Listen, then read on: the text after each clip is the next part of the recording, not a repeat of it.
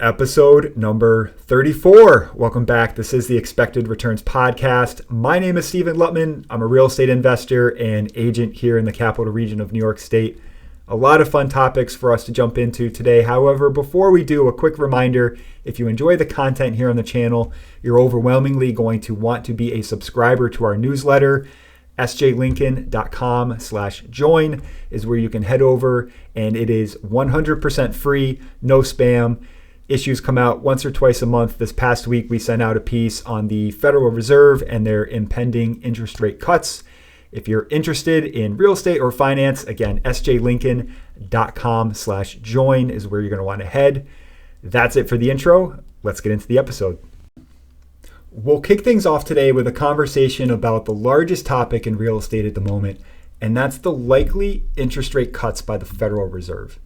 Now, there's a lot of great content out there covering what exactly is happening, who's involved, why is it important. For purposes of today's episode, our focus is going to be solely on the future.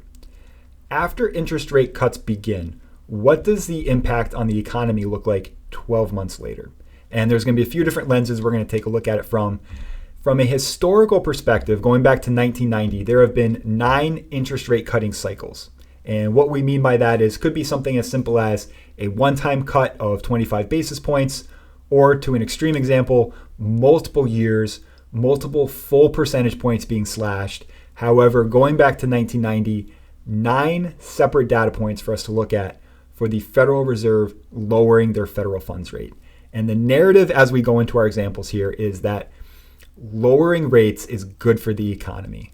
Businesses can more easily borrow to build new factories. Individuals can more cheaply borrow money for mortgages. Is this actually the case? So following the 12 months after the first cut, let's take a look at the stock market. So each bar you see here is the S&P 500 return for the 12 months following the first cut. Now, if you were to take a look at the long-term chart for the S&P 500, it's bottom left to upper right. Meaning if you were to reach into a hat and pluck out a random year, your expectation would be more often than not, the return for that year is going to be positive. And sure enough, when we look at our bars here, a lot of green, a lot of money being made. Sure, we have a couple outliers here for negative returns. However, overwhelmingly, if you were to invest money following the first cut, you are making money. And when we make our way from the left to the right, we see this one here labeled average. And this is going to be, if you were to take the average return for the 12 months following the first cut, your return for the year is going to be right around 7.25%, meaning you are making money. If you invest after the first cut, you are making historically a positive return. However, when we look at the one all the way to the far right, this is the historical average return for the S&P 500, the stock market, which is a touch over 10%. So what this is telling us is that, yes, if you invest money after the first interest rate cut, you are likely to make money from historical information. However, you're making less than the historical average would tell you should be making. So the narrative that interest rates coming down is going to be great for the stock market, from what we can see here, may not necessarily be the case. Now, that doesn't mean it's bad. It might just take longer than a full year for lowering rates to have an impact. But what we can see here is from a shorter term perspective, interest rates coming down does not necessarily mean the stock market is going gangbusters. Now, the stock market is not everything. The stock market is not the economy. The next data set we'll take a look at here is unemployment. Now, this is going to be U.S. unemployment change year over year. So in this case, a positive number is actually bad. That means unemployment is going up. And when we take a look at our bars here, we do see 2 data sets gravitating to the left, which means unemployment was decreasing, which is great. However, overwhelmingly, we see bars going to the right, which means unemployment going up. So this is the year over year change from unemployment from the first time interest rate cuts were made. So again, this goes into the face of the narrative that lowering interest rates is good, quote unquote, good for the economy. We don't see that in unemployment. We see unemployment rising after the first cut. Now, we are a real estate focused podcast. So the last data set we're going to take a look at is housing. And this is going to be the median year over year change in home sale price in the US. Now, similar to when we took a look at the stock market, it's overwhelmingly positive. Again, we do have two outliers of series of data where home prices actually fell during a rate cutting cycle. However, overwhelmingly, we see prices increasing. The difference we're going to see here between housing prices and the stock market is that when we go back to the stock market, we see the average for that data set lagged the historical average. Housing is not the same. So the average home price appreciation during a first rate cutting cycle is about double what it is for the historical average for home price growth. So this would lead us to believe there's some data that would suggest interest rates coming down has a significant impact in housing prices. The takeaway from all of these data sets is that don't necessarily believe right out of the gate that lowering rates is going to have a significantly positive impact on the economy. We don't see it necessarily in the stock market. We certainly don't see it in employment numbers. You can make the argument that there's enough evidence to support lowering rates is great for housing, and whether or not you'd want to rush out and go buy a house now versus waiting. Housing is always going to be more of a local matter. So yeah, interest rates do play a role, but your individual market is going to play more of a role in whether prices are going up or going down versus interest rates. But the takeaway here really is that as rates continue to come down, we don't see overwhelming evidence that it's going to have a significantly positive impact on the economy. Again, could it require more than a year for the changes to take effect? Certainly. The economy is big. It doesn't move. It's not necessarily nimble, right? But there's nothing to suggest you need to run out and make drastic decisions to anything in your life right now based on interest rates cutting in mid-September when the Federal Reserve next gets together. We'll pivot from a macro conversation about the economy as a whole to something much more niche, much more specific, but still fun. I thought it would be worth to go over together. And that's kind of gamesmanship that medium-sized banks are playing in order to meet guidelines by the federal government. Now, when we say medium banks, regional sized banks, who are we talking about here? Well, it's not your JP Morgans. It's not your Citibanks. Those are national, international players. And we're not talking about, your Trustco banks or your Glens Falls Nationals. Those are local, right? So when we're talking about regional mid-sized banks, it might be something like, M&T or Ally Financial, where they have footprints maybe like in the Northeast or, the Southwest. But they're not national, right? So these banks are suddenly having to meet more and more regulations from the government. And this stems from after the 2008-2009 financial crisis, the federal government really came down hard on the big banks and said, we never want to have to bail you out again. We are going to put in laws that make sure that your balance sheets are tightened up, make sure your loan portfolios aren't especially risky. If you suddenly have a run on the bank, do you have enough cash on hand to be able to meet these demands? Well, just like with many regulations, right, it starts with the big guys and then starts to trickle down. And that's where the regional banks are today, where they're suddenly having to meet more and more of these regulations to keep the regulators happy. And what they're turning to more and more often is something known as synthetic risk transfers.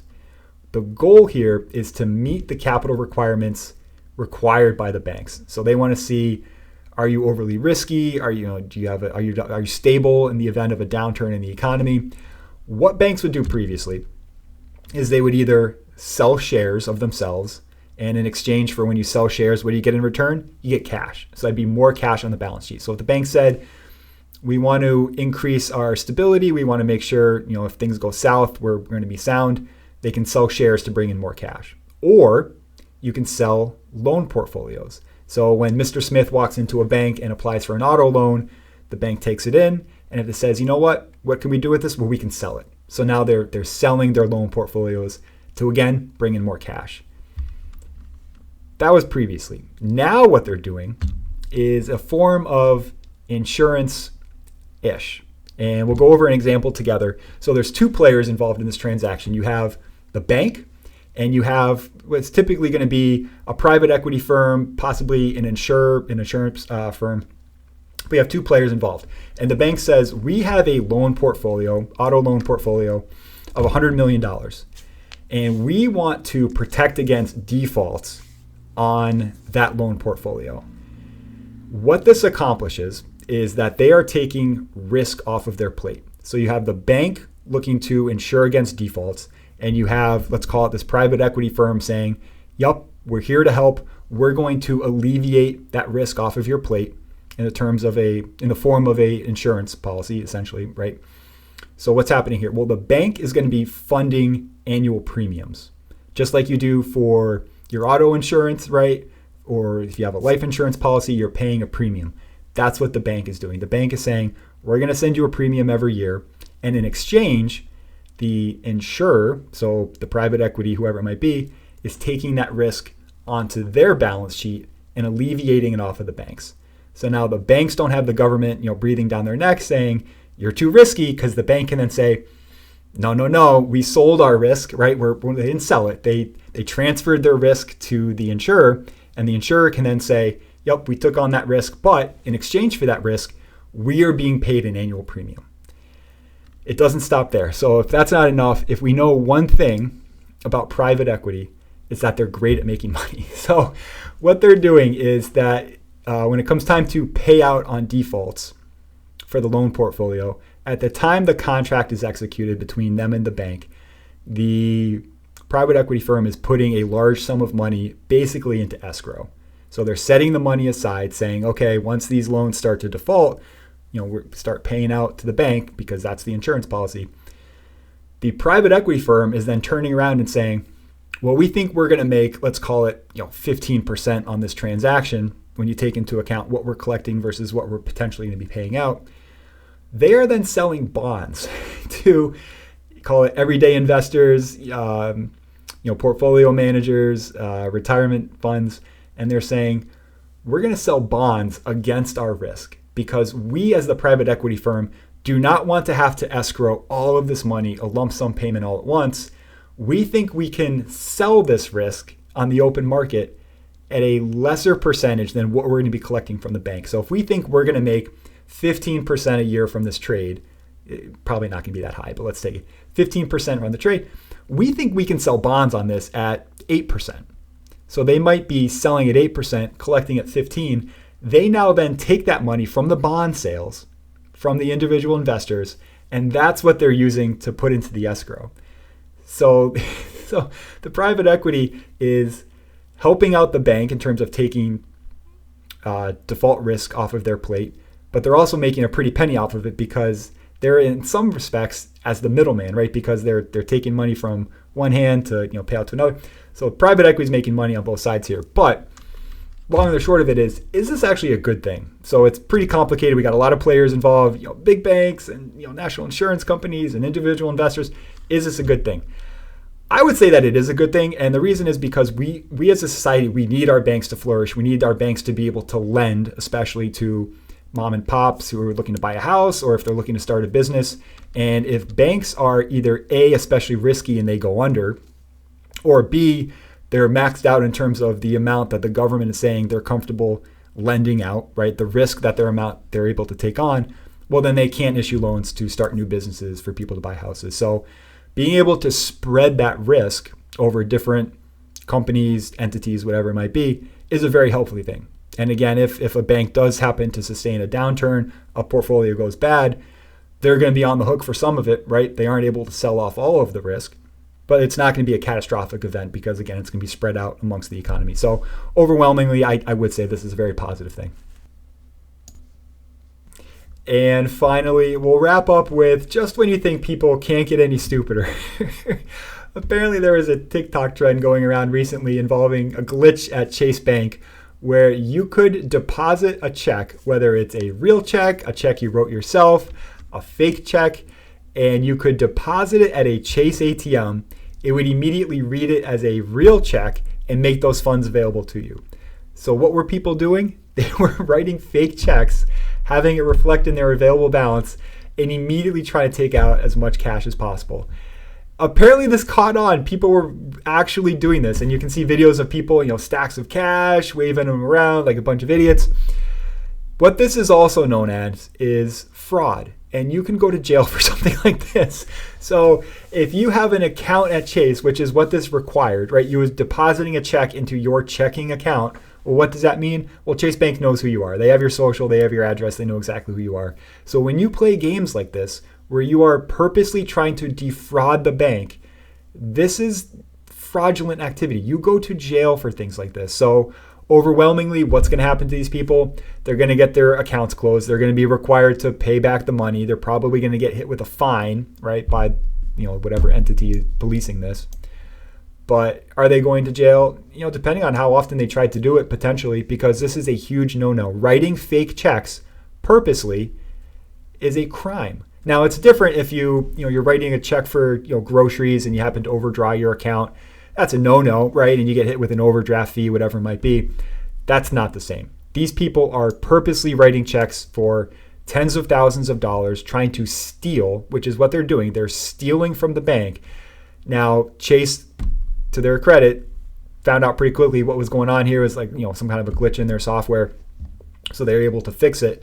But you better believe they're going to be going after these people. And, there's plenty of videos online of people celebrating like they just won the lottery. Well, far from it, because they're going to be paying not only all that money back, but they're probably going to be hit with, some pretty massive legal bills too. So long story short, don't try to pull gimmicks like this because it's not going to work out for you. And if it seems too good to be true, it probably is. That's it for today. Thanks for giving this a watch. Hope you enjoyed it. Hope you got something out of it. If you want to connect, my email address is steven@sjlincoln.com, sjlincoln.com/book-a-call. If you really want to make my day, leave a comment on this video or reach out and let me know if you have any questions about anything we covered today. This podcast really thrives when I hear from you, whether it's good stuff you don't like, or especially questions. I love getting questions. So again, if you really want to make my day, if you really got something out of this, please reach out and let me know. Again, steven@sjlincoln.com, or leave something in the comment section. And again, if you do have a real estate related need in the capital region, steven@sjlincoln.com, sjlincoln.com/book-a-call. Thanks for watching, and we'll talk again soon.